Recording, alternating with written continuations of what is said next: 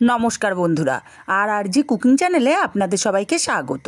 আজকে নিয়ে হাজির হয়ে গেলাম ইন্দুবালা ভাতের হোটেলের আলু বেগুন বড়ি দিয়ে মশলা ছাড়া পার্শে মাছের পাতলা ঝোল রেসিপি নিয়ে। তো চলুন শুরু করা যাক। এখানে 5 পিস পার্শে মাছ কেটে ধুয়ে পরিষ্কার করে হাফ চামচ লবণ আর হাফ চামচ হলুদ দিয়ে দিলাম। লবণ হলুদটা মাছের সঙ্গে খুব ভালো করে মাখিয়ে নেব। লবণ হলুদটা খুব ভালো করে মাখিয়ে নিয়ে এবার কড়াই গরম করে দিয়ে দিলাম তেলটা গরম করে কড়ার গায়ে ছড়িয়ে দিলাম। এবার এখানে দিয়ে দেবো সামান্য একটু লবণ দেওয়াতে মাছগুলো কড়ার গায়ে আটকে যাবে না। লবণটাকে ভালো করে ছড়িয়ে দিলাম কড়াইতে। তারপরে এক এক করে মাছ এখানে দিয়ে দেব। মাছগুলোকে দিয়ে তারপর এপিট ওপিট উল্টে পাল্টে মাছগুলোকে হালকা করে ভেজে নেব। মাছগুলো খুব কড়া করে ভাজবো না, হালকা করে মাছগুলোকে ভেজে নিতে হবে। বন্ধুরা, রেসিপিটা ভালো লাগলে একটা লাইক দিতে ভুলবেন না। মাছগুলো ভেজে নিয়ে এখন মাছগুলোকে উঠিয়ে নেব। আর এই তেলের মধ্যেই দিয়ে দেব কয়েকটা বড়িগুলোকে নেড়ে চেড়ে একটু লাল লাল করে বড়িগুলোকে ভেজে নিতে হবে। বড়িগুলো ভাজা হয়ে গেছে, বড়িগুলোকে উঠিয়ে নেব।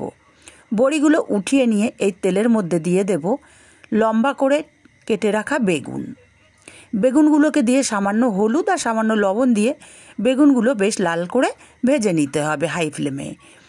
গ্যাসের ফ্লেম লো করলে বেগুনগুলো গলে যাবে। হাই ফ্লেমে বেগুনগুলোকে লাল লাল করে ভেজে নিয়ে বেগুনগুলোকে উঠিয়ে নিয়ে এই কড়াইতে আরও 1 চামচ তেল দিয়ে দিলাম।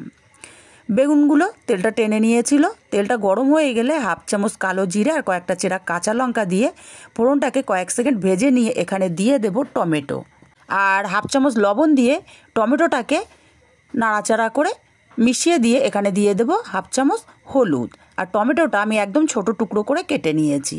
এবার টমেটোটা গলে যাওয়া পর্যন্ত কষিয়ে নিয়েছি।